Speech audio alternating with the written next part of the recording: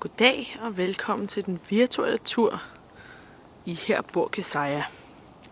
Først et lille blik på denne gade, hvor vi bor. Meget hyggeligt. Dette er vores hus. Deroppe bor vi. Lad os gå indenfor.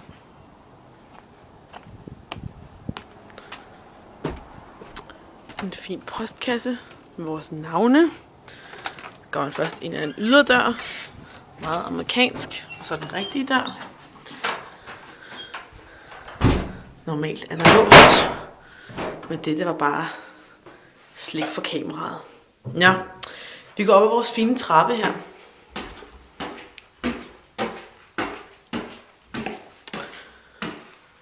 Lækkert, lækkert. Og nogle flere trapper. Her ser vi vores lille podie, skulle jeg til at sige.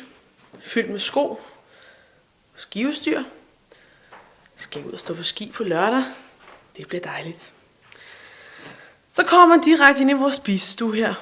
Med de der fantastiske, antikke møbler. Ja. Det er så vores spisestue. Går man lige herover, så tænker man, hvilket fantastisk menneske bor herinde. Det har vi helt ret i. Det er mig. Vi kommer ind her og ser mit skrivebord. Vældig ryddeligt, ja. En lille mindetavle om alle de dejlige mennesker, jeg har derhjemme. Og min hund. Også et fint væg, jeg lige har polstret her med breve hjemmefra og fødselsdagskort. Også dejligt. Natbord. Min fine bamse. K-Rod. Og en Yankees pude, som Elisabeth har lavet til mig. Vi bevæger os herover til min kommode. Der var jeg, var. Make-up. Og et lille closet herinde bagved. Fyldt med skitøj. Og tøj. Vi går videre. Ud i en lille mellemgang her. Derinde bor Jesper. Ham forstyrrer vi ikke. Så er der badeværelset herude. Ja. Badekar. Ja tak. Toilet. Ej, det er flot. Det er flot. Ja, vi går videre. Ud i køkkenet. Hvor vi har et lille anretningsbord her. Vores giga brede køleskab. Fyldt med dejlig mad. Og cola. Vi er jo i USA. Og en fryser, som snart er tom. Den var meget fyldt med kød for et par dage siden. Så har vi det sjoveste ved hele den her lejlighed. Eller noget af det. Et indbygget strygebræt i skabet. Så praktisk. Så er der Ivans værelse. Vi kommenterer ikke rigtigt på, hvor meget han roder. Men kigger bare. Godt så. Det er altså resten af køkkenet. Igen et meget stort amerikansk gaskomfur.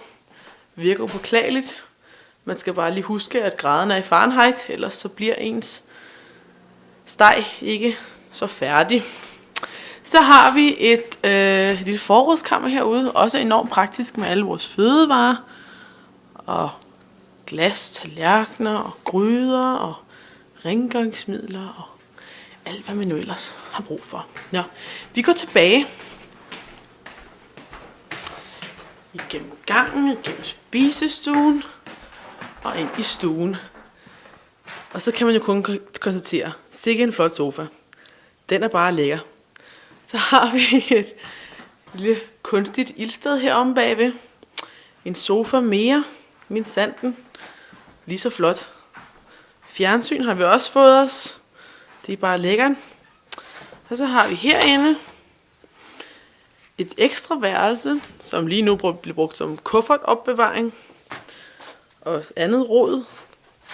Også ekstra skabsplads, hvis man har brug for det. Og til det her bliver lækkert til sommer. Så går man lige ud her. Ud på vores veranda. Så kan det heller ikke blive mere amerikansk, hva'? Ej. Men nu er vi, hvor det hele startede. Jeg håber, I nød denne tur rundt i mit amerikanske hjem. Ha' det godt.